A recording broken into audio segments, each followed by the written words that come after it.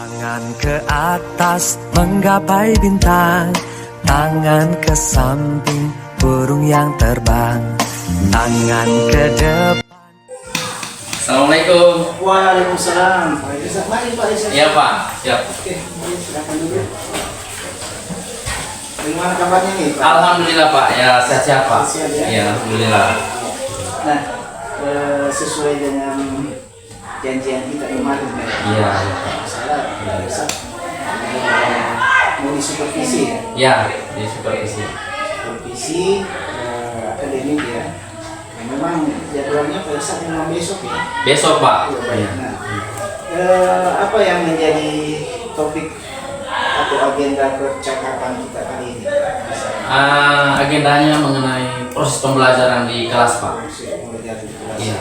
Nah, dalam percakapan kita ini tentang proses pembelajaran di kelas, apa yang ingin Bapak dapatkan dari percakapan ini? Ini saya dapatkan itu dalam proses pendahuluan Pak. Oh, dari ini ya? Ya, di bagian apersepsi. Iya. Kalau bisa tahu seperti apa situasinya Pak Irsad membawakan persepsi itu?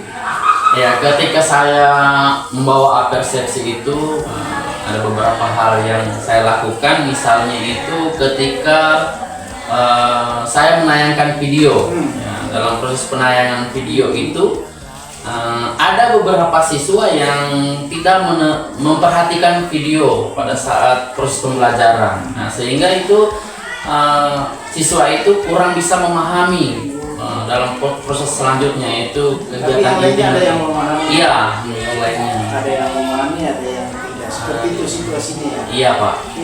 Apa yang mempengaruhi itu Pak Irsad? Saya mengidentifikasi kemungkinan ada masalah internal dan masalah eksternal yang ada pada siswa itu Pak. Iya. Ada masalah internal dan ada masalah eksternal. Iya. Untuk mengatasi faktor internal dan eksternal itu, apa yang bisa membuat bisa begitu?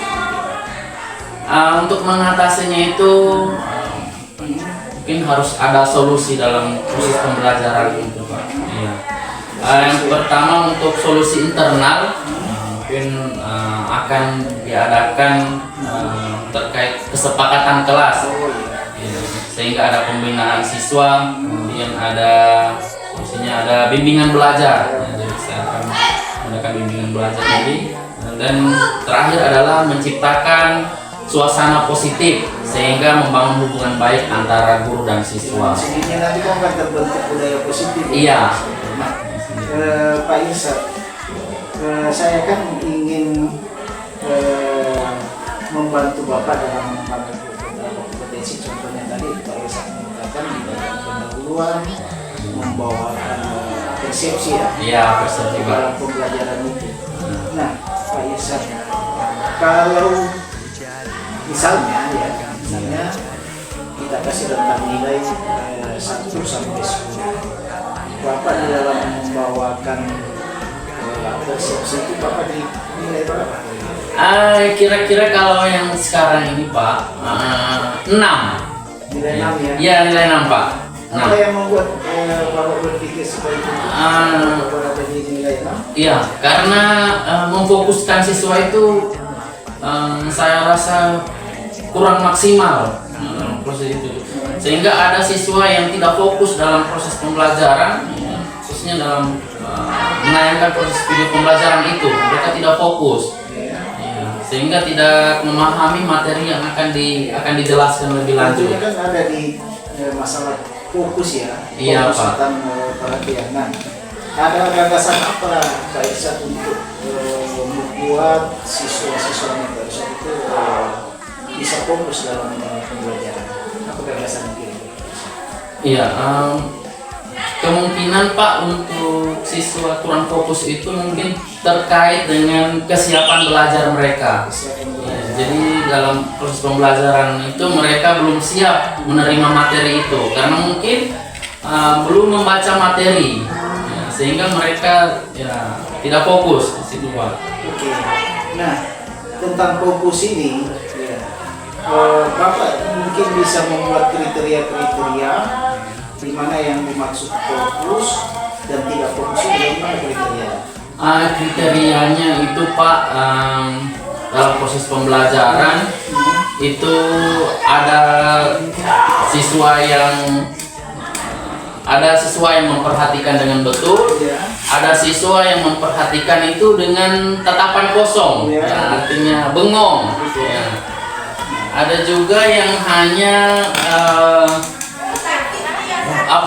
bercerita dengan temannya. Iya, seperti itu Pak.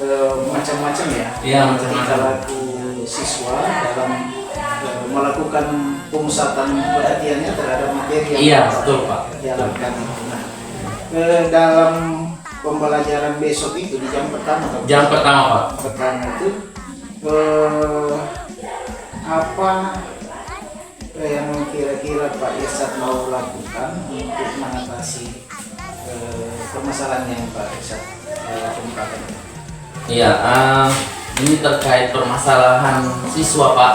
Ya, jadi siswa itu kurang fokus. Ya, mungkin ini dari masalah internal. Ya, terkait dengan kesiapan belajar. Jadi, kesiapan belajar, kemudian dengan minatnya. Ya, jadi yang akan saya lakukan terkait dengan solusinya yang akan saya terapkan dalam proses pembelajaran nanti. Ya, saya akan membuat suatu kesepakatan kelas. Ya, artinya membuat siswa itu disiplin. Pembinaan dalam disiplin dalam proses pembelajaran, sehingga ketika ada yang diminta fokus betul-betul memperhatikan dalam proses pembelajaran. Kemudian akan mengadakan bimbingan belajar, bimbingan belajar terkait siswa-siswa yang belum bisa memahami materi itu secara spesifik, ya, sehingga bisa memahami materi itu. Kemudian yang terakhir ini menciptakan suasana yang positif sehingga bisa membangun hubungan baik antara guru dan siswa. Ya, Pak. Kapan mau melakukan pembelajaran di kelas? Besok Pak. Besok ya? Iya besok. Besok itu hari Rabu ya? Hari Rabu. Hari Rabu di jam pertama. Jam pertama. Oke, baik. Nah, ada yang perlu atau siapa yang Pak Irsad perlu untuk melancarkan kegiatannya Pak Irsad? Mungkin saya akan meminta bantuan dari sarana prasarana. Iya. Kemudian guru-guru lain juga mungkin bisa membantu saya dalam proses pembelajaran nanti. Iya. Berapa jam besok? Besok itu 2 JP. Iya. Bagaimana Pak Irsad bisa memastikan ini prosesnya bisa berjalan dengan baik besok? Ya, dalam prosesnya ini saya akan tentunya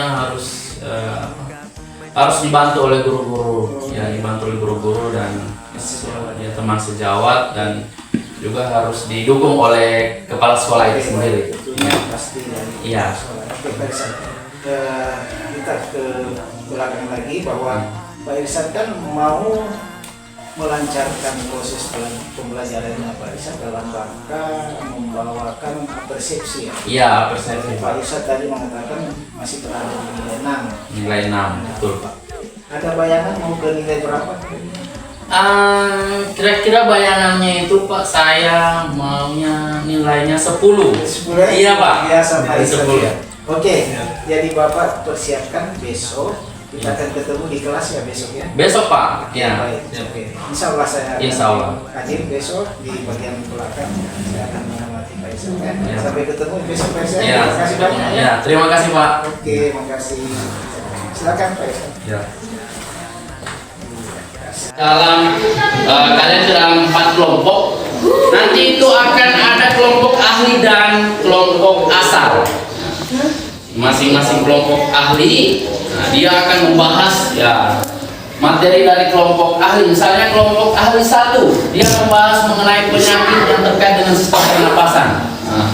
Yaitu ada penyakit asma, bronkitis, dan emfisema. Ini akan dijelaskan oleh kelompok ahli 1. Kelompok ahli 2, dia akan menjelaskan mengenai organ pernapasan dari hidung, faring, laring, trakea, dan paru-paru. Kemudian kelompok ahli 3, itu dia akan menjelaskan yang namanya proses pernapasan. Jadi proses pernapasan itu ada yang masuknya udara dan keluarnya karbon dioksida. Nah, ini namanya proses pernapasan. Proses masuknya itu dinamakan dengan inspirasi dan proses keluarnya itu dinamakan dengan ekspirasi. Ahli 4 itu dia membahas mengenai faktor yang mempengaruhi. Yang pertama adalah kualitas udara dan kebiasaan merokok, ya. Jadi ini akan saya bagi ke dalam 4 kelompok ahli dan juga 4 kelompok asal. Jadi kalau kelompok ahli dia hanya membahas ini masing-masing materinya. Kelompok ahli 1, kelompok ahli 2, kelompok ahli 3, kelompok ahli 4. Ya, dipahami ya? Oke. Nah, kemudian akan bergabung ke dalam kelompok asal. Kelompok asal itu dia akan merangkum semua materi dari kelompok ahli. Jadi kelompok ahli tadi yang ini, nah, ini dia akan bergabung ke dalam kelompok asal. Ya, jadi kelompok asal yang mendapatkan materi ini, mendapatkan materi ini, mendapatkan materi ini, mendapatkan materi ini, faktor yang mempengaruhi. Nah, itu bergabung bersama-sama meramu jawabannya. Nah, apa yang didapatkan dari kelompok ahli, diramu sama-sama di kelompok asal. Oke, bisa dipahami? Bisa. Ya, oke. Pertama saya akan membagi kalian ke dalam kelompok asal. Ya, kelompok asal. Oke, berhitung dari laki-laki dulu ya. Ya, dari sini. 1, 2, 3, 4. 1, 2, 3, 4, 1, 2, 3. Oke, kelompok asal 1 mana? Ya, yang ini kelompok asal ya, ingat ya. Kelompok asal 2, ya. Kelompok asal 3. Oke, kelompok asal 4. Ya, jadi ada 4 kelompok asal. Ya. Ini kelompok asal. Ya, kelompok asal 1, kelompok asal 2, kelompok asal 3, kelompok asal 4. Kelompok asal 4 ada 1 orang. Iya. Iya. Oke, iya, nggak apa-apa. Ya, ini kelompok asal 4. Dan selanjutnya untuk perempuannya, berhitung. Tadi 3 ya. Sudah 4 kan? 3 ya. Oke, lanjut 4. 4. 1, 2, 3, 4. 4 ya, belakang ya. 1, 2. Oke. Coba angkat tangan kelompok asal 1, perempuan. Kelompok asal 2, asal 3, kelompok asal 4. Oke. Nah, diingat ya. Perempuan. Coba semua kelompok asal 1, mana? Laki-laki perempuan. Kelompok asal 2, asal 3, asal 4. Duduk. Nah, ini untuk kelompok asal. Selanjutnya dari kelompok asal ini kalian saya bagi ke dalam kelompok ahli. Ya, jadi kelompok ahli tadi yang menjelaskan masing-masing materi. Kelompok ahli saya hitung lagi ya. Ini mana kelompok asal 1? Kelompok asal 1 tadi. Oke, coba duduk berdasarkan kelompok asal. Kelompok asal 1 sebelah sini. Kelompok asal 2, asal 2, kelompok asal 3, kelompok asal 4 di sini. Pojok. Oke, ayo bergabung.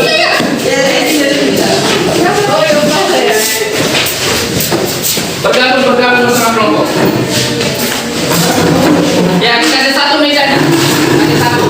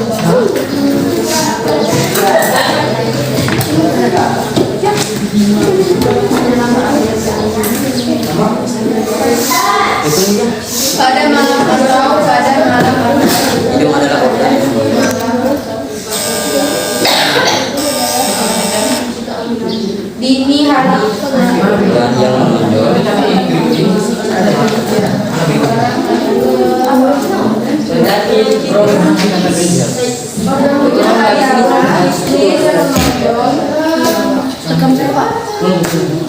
saya bicara dulu. Pengertian penyakit struktur yang pasti Dalam sistem pernafasan. Ya, alhamdulillah Pak. Keadaan sekarang ini sudah sehat. Alhamdulillah baik Pak. Tadi saya masuk di kelas tadi, Pak Irsyad mengerti Bapak mengajar dalam pada saat pra supervisi kemarin kan kita sempat ngobrolkan Pak Irsyad ingin mengembangkan bagaimana kompetensinya dalam hal pendahuluan terutama pada persepsi itu ya. Persepsi. Baik. Setelah Pak Irsyad mengajar dengan berbagai metode yang sangat menarik ya, saya mengamati darinya. Pak Irsyad, bagaimana Bapak menilai atau mengkalibrasi performanya Bapak, penampilannya Bapak di kelas tadi? Ya, tadi saya mengajar itu Pak, sebelumnya kan ketika persepsi itu, nah itu kadang agak kacau. Kadang kalau tidak tahu siapa yang mau menjawab. Tadi ketika sudah di kelas, bincang-bincang kita supervisi kemarin Pak. Ya itu saya tunjuk. Ya, jadi yang mau bertanya angkat tangan, ada berapa orang tadi angkat tangan, nggak tahu siapa yang menjawabnya. Saya ya ini yang bisa menjawab. Oh ya, jadi langsung jawab saja, angkat tangan langsung jawab. Jadi maksudnya dari proses itu suasananya lebih kondusif Pak. Ya, pembelajaran. Baik. Memang sangat hidup ya, saya lihat tadi Bapak membawakan materi tentang pernapasan, ya, membuat kelompok-kelompok. Iya. Saya melihat apakah memberikan pertanyaan pemantik di awalnya di sebelum persepsi itu ya, misalnya. Tadi yang Bapak maksudkan kekacauan itu apa ya? Seperti apa tadi yang maksudnya? Mungkin belum sesuai dengan ekspektasi yang Pak Irsyad inginkan. Iya. Ya, sebelumnya itu Pak suasananya belum kondusif. Ya, jadi tapi yang tadi sudah agak kondusif karena yang bertanya sudah fokus sama satu orang. Kalau kemarin ketika saya memberikan suatu video itu, kemudian ada yang bertanya tentang video ini, mengenai ini.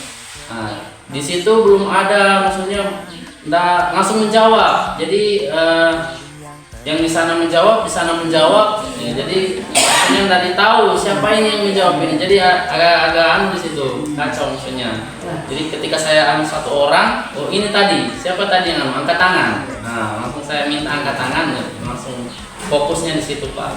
Jadi kejadian seperti itu menurut Pak Irsyad itu apa yang bisa yang maksud saya yang membuat kondisi seperti itu apa sih sebenarnya, sehingga itu belum kondusif dalam melakukan pembelajaran di kelas? Yang pertama itu Pak, harus ada ketegasan dalam pembelajaran itu. Ketika ada yang ingin bertanya atau apa, harus diberikan kesempatan kepada siswa yang mau bertanya. Jadi harus langsung diberikan pertanyaan, siapa yang mau bertanya langsung angkat tangan. Ya, jadi harus. Tapi lebih apa? Iya. Kejadian yang sebenarnya kan sama dengan ada yang menyaut kan? Iya, ada yang menyaut. Sehingga itu yang Bapak maksudnya tidak kondusif. Iya, tidak kondusif. Ya, Bapak saya lihat sudah bisa mengatasi. Ya. Nah sekarang yang saya Bapak sudah mengulangi, sudah melakukan pembelajaran. Kemarin kan Bapak mengatakan nilainya masih nilai di rentang 60 itu ya? Iya, kemarin itu 60. Perasaan kita sekarang berada di nilai berapa? Iya, kalau perasaan sekarang saya ini Pak, jujur saja perasaan saya setelah mengajar tadi itu agak sangat senang. Mungkin kalau untuk rentang nilainya saya mungkin ya maunya 100 Pak. Ya, mungkin perasaan sekarang senangin sekarang Kondisi kondisi. tadi itu nilainya berapa menurut Pak Irsad? Ya 95 sampai 100 ya. Baik. Apa yang membuat Pak Irsad menilai demikian? Karena situasi dan kondisi sebelum proses pembelajaran kan ada bincang-bincang sama Bapak, itu memang saya belum mengkondisikan siswa, tapi setelah proses perbincangan itu saya sudah mengkondisikan siswa dalam kelas sehingga proses pembelajaran itu lebih teratur. Dalam proses pembelajaran siswa lebih bisa bertanya dengan maksudnya lebih fokus pada satu orang. Oke, baik. Nah, boleh saya menyampaikan pengalaman saya tadi? Iya. Ada beberapa yang saya sampaikan saya mati. Saya sempat mengamati dari isu bahwa pada saat Pak Irsad membagikan tadi semacam Iya Pak. kelompok asal, Iya. nggak ada lagi istilahnya. Kelompok asal dan kelompok ahli. Kelompok ahli. Kami jadi seperti itu. Bapak melakukan itu dengan saya itu sudah sesuai dan ya mungkin lebih tinggi dari standar atau ekspektasi yang kita proses pembelajaran. Bagaimana Pak Irsad mengenai Iya. Setelah saya mendengarkan ini tentunya hati saya sangat senang Pak. Iya. Luar biasa. Sudah senang ya? Iya, senang Pak. Bisa ditemukan bagaimana perasaannya Pak Irsad mendapatkan penilaian dari saya seperti itu. Iya, setelah mendapatkan penilaian ini saya merasa termotivasi dalam proses pembelajaran lagi. Sebagai guru harus bisa meningkatkan kompetensi dalam pembelajaran. Tentunya guru saya akan terus belajar bagaimana meningkatkan kualitas pembelajaran yang berpusat pada peserta didik. Pusat pada peserta didik. Iya. Namun demikian Pak Irsad, saya juga melihat hal-hal yang masih bisa mungkin dikembangkan nanti dalam pembelajaran itu. Misalnya tadi saat Pak Irsad membagi kelompok asal dan kelompok ahli itu, pemberian informasinya itu supaya tidak berulang-ulang. Bapak berjalan kelompok ini menyebutkan ini yang instruksi yang harus kita jalankan. Bapak berjalan seperti apa semacam pemborosan informasi yang mestinya mungkin Pak Irsad memberikan satu kali penyampaian agar semua kelompok mendengarkan dan kemudian menjalankan instruksi. Saya melihat di situ sisinya mungkin yang bisa dikembangkan lagi adalah pemberian informasi itu berulang-ulang. Iya Pak. Tadi itu Pak, pada saat proses pemberian informasi itu memang saya lupa pada saat di awalnya. Saya jelaskan dulu supaya bisa semua kelompok itu bisa memahami. Tapi saya lupa itu prosesnya di situ sehingga langsung lanjut ya seperti itu. Jadi ada yang bertanya ya saya jelaskan lagi Ustaz dia. Ini kelihatan seperti membahas ya. Iya. Di sana udah nanya, di sini nanya lagi. Itu proses yang terlewat sebenarnya dalam proses pembelajaran tadi Pak. Nah, satu lagi di dalam teknik bertanya itu, ini yang saya lihat kan, apa yang Bapak alami di kelas itu, teknik bertanya itu anak itu kan semaksimal mungkin dalam istilah pedagogik ya, dalam pembelajaran itu menghindari pertanyaan, menjawab pertanyaan secara serentak. Misalnya, bagaimana Andri, jawaban kamu gimana? Hening sejenak. Memang itu menghindari semua bertanya kan langsung apa? Sehingga kita mau menilai yang tadi itu siapa sih yang menjawab tadi? Nah itu. Jadi kita menghindari, dan itu sisi lain yang saya dapatkan dari pengamatan saya tadi. Siswa itu menjawab secara serentak. Nah ini mungkin menjawabnya mungkin satu persatu atau kelompok satu kelompok dua. Boleh juga secara individu supaya kita tahu ini kompetensinya sudah mulai, kompetensinya sudah cukup. Seperti itu sih yang saya dapatkan dari Pak Richard ya. Iya. Nah, ya sebetulnya kalau kita menuju ke standar yang seharusnya memang sih harus kita harus kembangkan dari kita seperti itu. Bagaimana pendapatnya Pak Richard? Iya Pak, memang sesuatu yang keliru yang harus diperbaiki dalam proses pembelajaran. Baik. Nah dari diskusi kita ini, percakapan kita ini terasa apa yang sudah terbayang dari Bapak untuk ditingkatkan lagi dalam performa di area, khususnya di dalam membawakan pendahuluan di dalam pembelajaran itu terfokus pada persepsi. Bagaimana ke depannya Pak untuk meningkatkan lagi performa? Ya, untuk dalam pemberian persepsi itu Pak, tadi saya sudah coba terus pemberian persepsi, menanyakan pertanyaan yang akan ditanyakan. Saya coba satu orang untuk minta angkat tangan ya. Itu sudah berhasil, tetapi memang harus dimaksimalkan, harus dicoba dan diulang-ulang secara terus-menerus sehingga itu menjadi kebiasaan untuk kita sebagai guru dalam proses pembelajaran. Dan ada pepatah mengatakan ala bisa karena biasa. Seperti itu. Jadi kalau hal-hal yang biasa kita lakukan, mungkin saya sebagai guru tidak akan kaku dalam hal itu. Di depannya Bu, Bapak mau ulangi lagi? Ya, saya akan ulangi lagi. Saya akan ulangi terus Pak. Ini mungkin hari Rabu depan. Kelas mana itu? Kelas 8. Ya, kelas 8 dan Ada rekan sejawat yang mau membantu Bapak? ada Pak. Yang bisa membantu Bisa, Bapak? iya. Nah, Pak Ishak, luar biasa ya hasil supervisi di dalam kelas tadi, dan Bapak berkomitmen untuk memperbaiki area-area pengembangannya di dalam persepsi itu ya. Kembali lagi. Saya pikir tadi masalah asesmennya sudah bagus, kemudian interaksi komunikasi dengan siswa sudah bagus, tinggal bagaimana mau melihat anak itu satu persatu kompetensinya dalam menjawab. Oke Pak Ishak, Ya. terima kasih banyak Ya, atas terima kasih. waktunya. Ya. Dan kita akan Bapak akan kembangkan kembali ya. Iya, saya akan kembali mengembangkan. Mengembangkan kompetensi tersebut. Istilahnya pokoknya ini adalah pembelajaran yang berkelanjutan kan. Berkelanjutan. Tidak ada finish-finishnya, tidak ada hentinya. Ada wawasan baru yang Bapak dapatkan dari pembicaraan ini. Iya, ada Pak. Mengenai persepsi itu ya.